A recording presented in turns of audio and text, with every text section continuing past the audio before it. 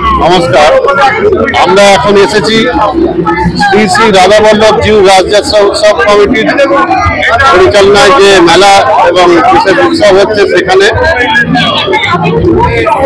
আমরা আজকে পেয়ে গেছি প্রদোষ চক্রবর্তী কুশিদা, ইনি ট্রাস্টি কমিটির প্রেসিডেন্ট, এবং পার্থসারথী ব্যানার্জি রাস উৎসব কমিটির পরিচালন কমিটির সদস্য। এনাদের দুজনের কাছ থেকে আজকে আমরা জেনে নেব রাজদীপ ম্যাগাজিনের পক্ষ থেকে যে এই উৎসবকে কেন্দ্র করে ওনারা কি কি উৎসব পালন করেন, কি কি নৈষ্ঠিক আচার অনুষ্ঠান পালন করেন এবং ভক্তদের এখানে ভিড় কিরকম ইত্যাদি সম্পর্কিত বিভিন্ন বিষয় আমরা ওনাদের থেকে জেনে নেব। প্রথমে আমরা প্রেসিডেন্ট কুশিদাকে বলবো, আপনি কিছু বলুন। এই রাজ উৎসব আজকে 400 বছরের রাজ উৎসব। আগে বৃদ্ধ লোকের বাড়ি বাড়ি যেত, যেহেতু বর্তমান পরিস্থিতির জন্য আজকে রাধাবল্লভ মন্দিরেই থাকেন এবং ভক্তরা মন্দিরে এসে পুজো পার্বণ করেন। রেগুলার আমাদের প্রসাদ বিতরণ হয় এবং যেহেতু মানুষ আজকে এখানে মন্দিরে আসে রেগুলার, আমাদের 2-3 হাজার করে লোক আমরা প্রসাদ বিতরণ করি এবং লোকে প্রসাদ খায়।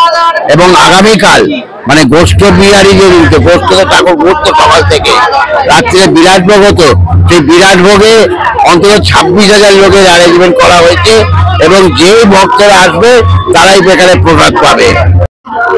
এবং আমরা রেগুলার সাংস্কৃতিক অনুষ্ঠান করছি এবং এই মন্দিরে আজকে মন্ত্রীরাও এসেছিলেন।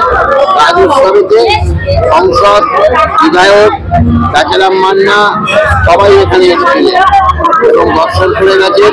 রাধাবল্লভের সঙ্গে এখন রেগুলার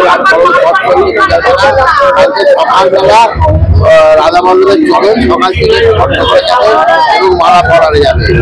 এবার রাজ উৎসব কমিটির ব্যাপারে সম্পূর্ণ আমাদের পরিচালনা মন্ডলী পার্থসারথী ব্যানার্জি মন্ডল।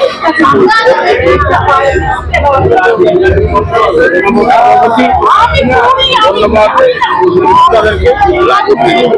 রাজীব ম্যাগাজিন পক্ষ থেকে যারা এসেছে তাদেরকে আন্তরিক অভিনন্দন জানাচ্ছি।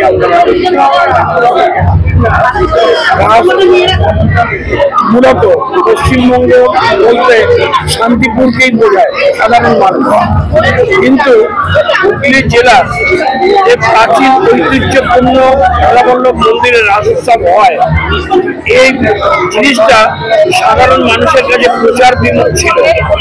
আজকে আপনাদের দৌলতে এবং আমাদের ঐকান্তিক প্রচেষ্টায় আমরা চেষ্টা করছি যে রাধাবল্লভ মন্দির যেটা 600 বছরের প্রাচীন, এই মন্দির 400 বছরের এবং আদি মন্দির শ্রীরামপুরের ওপর দিয়ে যে গঙ্গা বয়ে গেছে সেই গঙ্গার ধারে ছিল। অবলুপ্ত হবার পথে যখন মন্দির, তখন ওইখান থেকে বিগ্রহকে এইখানে এনে মন্দির প্রতিষ্ঠা করা হয় এবং সেটাও বিগত 400 বছর হয়ে গেছে। এখানকার স্থানীয় যিনি পৌর সদস্য আছেন, আশপাশের যারা পৌর সদস্য আছেন, প্রশাসন, পৌরসভা, সাধারণ ব্যক্তি, সাধারণ মানুষ এবং আপামর জনতা আমাদের সাহায্যের হাত বাড়িয়ে দিয়েছেন। তাই মাননীয় সভাপতি যে কথাটা বললেন যে আমাদের এখানে রোজ অন্তত 1000 থেকে 1200 লোককে আমরা ভোগ বিতরণ করি সম্পূর্ণ বিনামূল্যে। তার বিনিময়ে আমরা কারোর থেকে কোন রকম কোনো রেমুনেশন নিই না।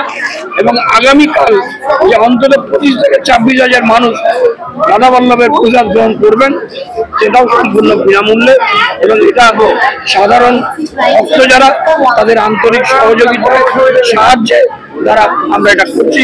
যার জন্য রাধাবল্লভের পক্ষ থেকে, এই রাজ উৎসব কমিটির পক্ষ থেকে আপনাদের এবং এই ভক্তবৃন্দকে আমি শত কোটি প্রণাম জানাই।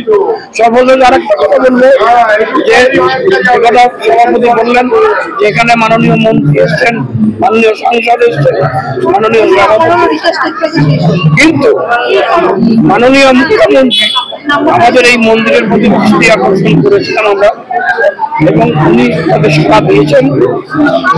অন্তরা আচার্য যিনি পূর্ত দপ্তরের অধ্যক্ষ, তিনি এসেছিলেন, পরিদর্শন করে গেছেন এবং এই মন্দিরকে সংস্কার যাতে হয় সেই ব্যবস্থা সরকারের তরফ থেকে খুব শীঘ্র শুরু হবে বলে ওনারা কথা দিয়ে গেছেন, যার জন্য আমরা রাজস্ব কমিটি এবং ট্রাস্টি বোর্ডের পক্ষ থেকে পশ্চিমবঙ্গ সরকারের মাননীয় মুখ্যমন্ত্রীকে আন্তরিক কৃতজ্ঞতা ধন্যবাদ জানাচ্ছি। তার সঙ্গে আপনারা আন্তরিক ধন্যবাদ ধন্যবাদ আপনাদের দুজনকেই।